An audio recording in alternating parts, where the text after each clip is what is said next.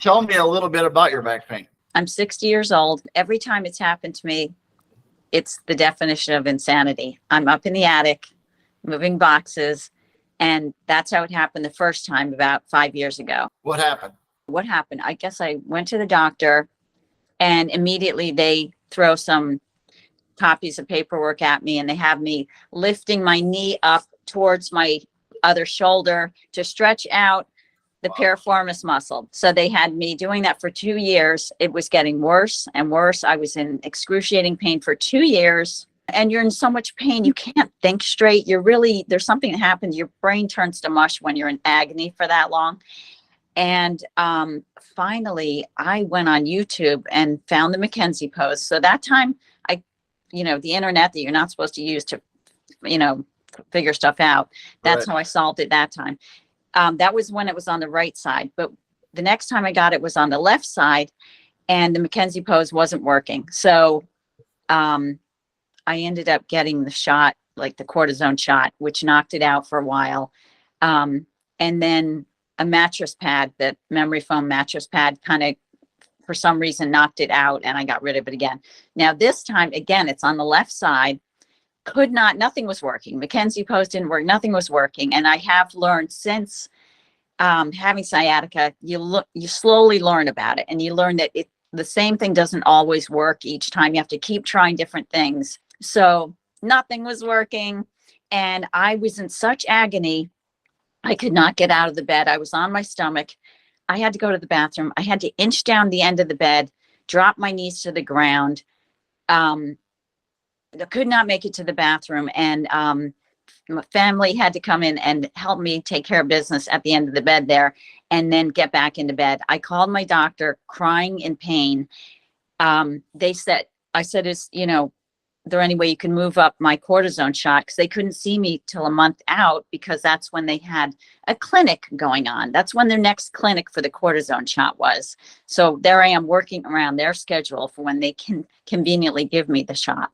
So I had a month to wait at that point. So I was begging them, can you just get me in sooner? No, we can't.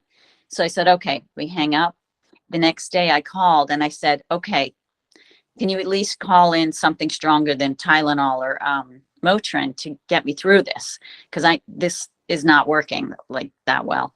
So they said, all right, yeah, pop in the office and we'll take a look at you and we'll prescribe something. And I said, I don't think you understand. I can't even get out of the bed. I mean, I can't pop into the office. So they said, well, call an ambulance, go to the hospital.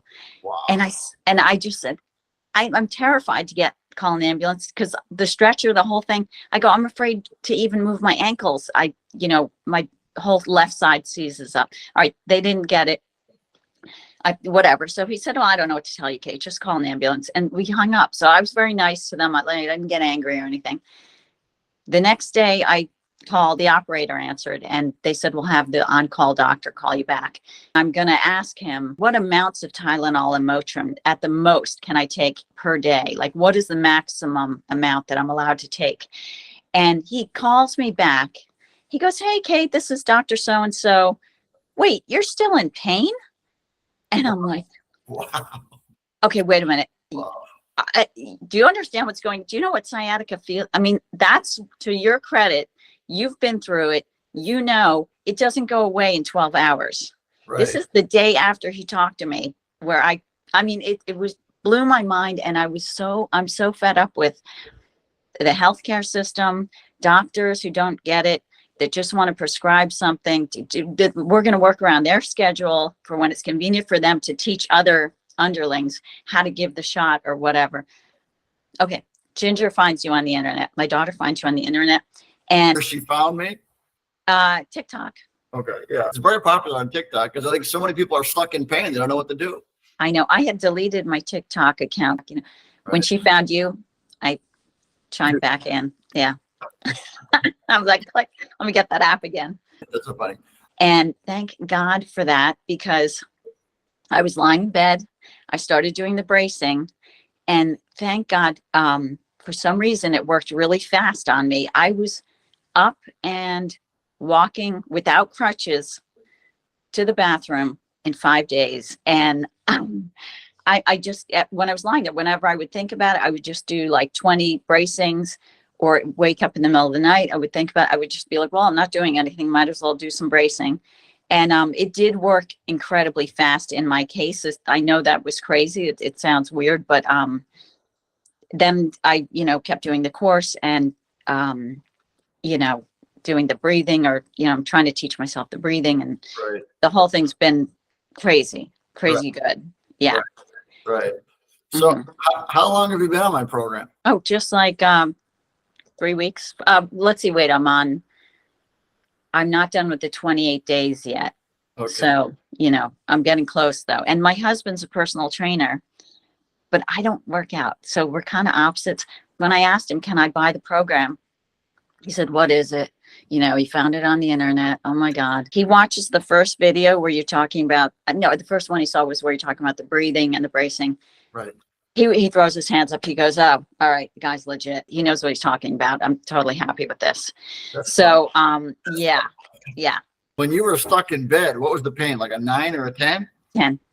Mhm. What is it right now?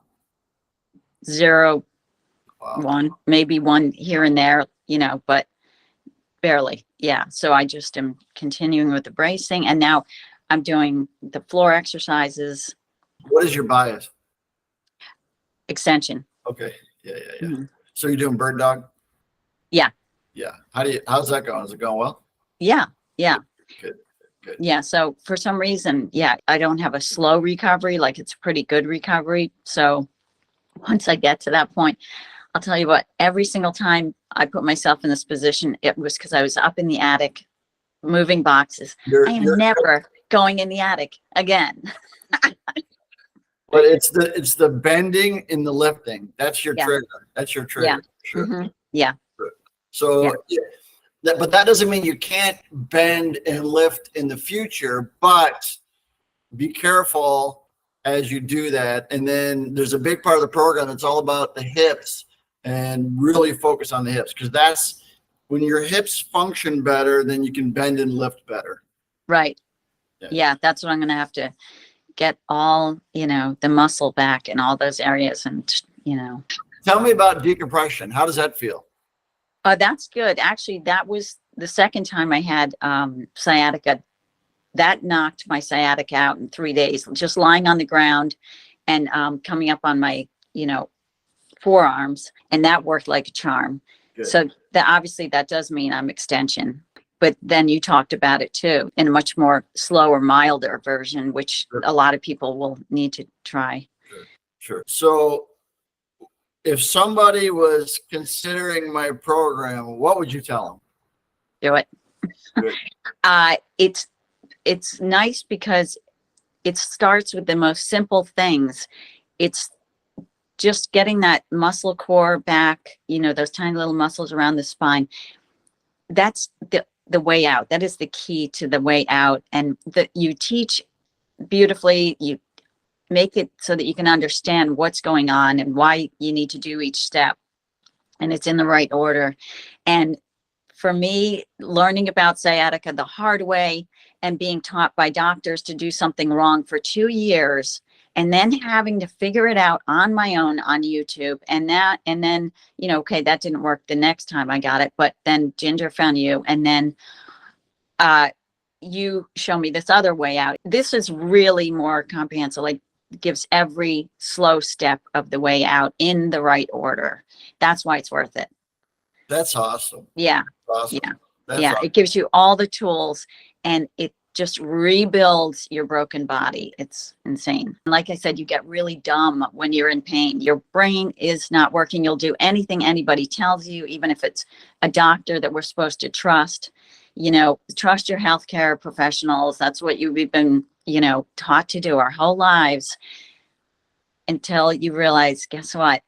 It's not working, because they're not listening. If you haven't been in this position, you don't get it, and you don't know what works. They just throw one angle of sciatica at me doing the piriformis muscle. They don't know what they're talking about, because there's different ways you can get sciatica. Piriformis is one aspect. It was completely the wrong thing, because I had a herniated disc, and they were having me do a move that was making it pop out more. every time I did that move. It was insane. Flexing and rotating, the two worst things you can do for you. Absolutely, Yeah. two worst things. And they told me to keep at it. Just keep at it. And I said, maybe I'm doing it wrong. They was like, yeah, just keep doing it. Just keep. 2 years I wasted of my life. Wow. When you were suffering then and you were doing the piriformis stretch, what was your pain level? 10. Wow. 9, 10 all the time. Yeah, 10, 11. I mean, it was crazy. It was screeching pain. Like, I mean, I wasn't screaming all the time, but it was like I'd yelp a lot. You get dark thoughts, right? You do. When you were talking about that, I was like, absolutely. There's something crazy that goes on. You get so depressed that you override the thought that you could, I just need to end it because my family takes a back seat now because I can't continue. It's amazing how the brain works when you're in that much agony. I was about to put a pillow over my own head. Yeah. That's not uncommon because it doesn't happen right away. And it's partially because of the inflammation. The inflammation from the disc will actually make you depressed. It's called interleukin 6. And when it's that high for that long, it takes a while, but then you start to really get bad thoughts. It's the inflammation, and then you lose hope, right? Yes. Never get better. Nobody's listening. They're not paying attention. 20% of people with back pain never get better because they never get the right program. The last thing you want to do is the operation. And I just cannot believe to this day, one, that they had me doing the wrong move, and they never investigated how did this happen to you. They never asked me, what were you doing when this back pain started? And then the second thing was for that doctor to call me back in 24 hours or 12 hours later and say, what, you're still in pain? Wow. Well, are you kidding me? It's just, they don't know what to do. Sometimes they just hope. They hope it works. Yeah. Like you said, they treat the symptom, not the cause. Yeah, that's their goal. So you would tell anybody that has back pain that they need to fix it. Yeah, the solid gold answer. I mean, beginning to end, baby steps that anybody can do without pain. It's not hard at all, like you keep saying. Very simple, tiny little steps, and for a couple of days in each thing or whatever, and it'll get you there. Awesome. It's just the biggest thing was like getting the little muscles around the spine back. Yeah. Just incredible. Could not believe even my daughter and my husband were like, when they saw that I was being able to she would hold the crutches for me to get up each time. And each time it was getting easier. She was like, oh my God, whoa, shocked, because I had never had this fast of a recovery with any of the other sciaticas. That's really good news. I appreciate you sharing that. They used to say about the internet, oh, would you hear it on the internet? Well, yeah, I did. And guess what? If that used to be a joke or whatever, now you have to go to the internet to find the real stuff. Well, you found it and here you are. So that's the most important thing. The biggest obstacle when I talk to people is they just don't believe me. They're like, I don't believe you. Like, it doesn't, like you can't work like that. It's very simple. And I have learned, especially through you, that you have to treat the cause. Yeah. Like, that is the biggest thing. If you learn anything from this, it's just, we've all been brain dead for a long time because we're supposed to trust the, healthcare professionals. So. Yeah. There's a lot of reasons that they don't do. There's a lot of reasons they do what they do. And, it's just, it's like they're stuck in their own little world and they can't sort of see reality. All the institutions are taught the same thing, and it's just not fixing the back problems. This actually got me through it. Yeah. Awesome. This is the answer. The other one, not the answer. I finally took myself off that hamster wheel. We call it chasing the symptoms, where you're never getting a solution and just even worse. The fact that you've lived it is solid gold, because if you're talking to someone who hasn't had it, like the doctor that I was dealing with, they don't get it. They don't feel your pain, mentally or whatever. It's just whole nother level. When you've been through it, you get it. The only reason we do what we do is because everything I tried made me worse. Mm-hmm. And I had to figure out, like, all right, why does that hurt? Why does that hurt? It's supposed to make me feel better. Why does it hurt? And slowly, took 30 years to figure it out. Yeah. Slowly, baby steps, working your way up back to health. Yep. Yeah. Appreciate it very much. I appreciate your story, and that's awesome. All right. So one last thing. Mm-hmm. when you get relief that quick, it tends to put you into this sense of, I'm better, no problem, everything's okay. But there's healing that has to take place in the disc. Like it was inflamed, right? The reason it was a 9 or a 10 is because there was so much inflammation in there. And then what you did is you stopped aggravating it and slowly got those muscles to sort of control the movement of the vertebrae. But the disc, it's like if you ever broke a bone, you have to wear a cast. You may have pain for like 4 or 5 days, but after 4 or 5 days, there's no pain, but you have to wear the cast for 6 weeks because the bone has to regrow, right? Yeah. Because if you took the cast off and you started moving whatever the bone is, then it's not going to heal, right? Okay. So same thing with the disc. You feel good, but you have to make sure now you continue to make all the muscles strong, get the blood to flow, do the decompression, do all the things that you need to do to make the disc strong. And then we really work all the muscles of the spine. And then for you, all the muscles of the hips. We have to stretch the hips. And we have to strengthen the hips. So be aware of that. There's a lot of work you have to continue to do to maintain the resilience and the durability and ensure that it doesn't come back. It's like I don't want to say it's like a cavity, but it's like a broken bone. Yeah. Because some people are like, oh, I'm going to go out and do all these great things that I haven't done in a long time because I'm pain free. And then because you still have to get that healing. I know, it's because your brain, you're just like, oh, I feel good. And then you. Well, it's the pain free, right? Yeah. Yeah. We're building muscle. We're building strength to build durability and resilience. And you have exercises on the stretching the hips. Everything. Leah will work with you on that. Yeah. You met Leah, right? Yeah. She's so sweet. Yeah. A lot of energy. Yeah. She's great. Yeah. Awesome. So do you have any questions for me? No, I think that's it. I'm so happy. I can't even tell you. I've been telling everybody about you. Continue to do the work every day. Get strong. I appreciate it. Thank you so much. Thank you. Have a good day. Okay, you too. Bye.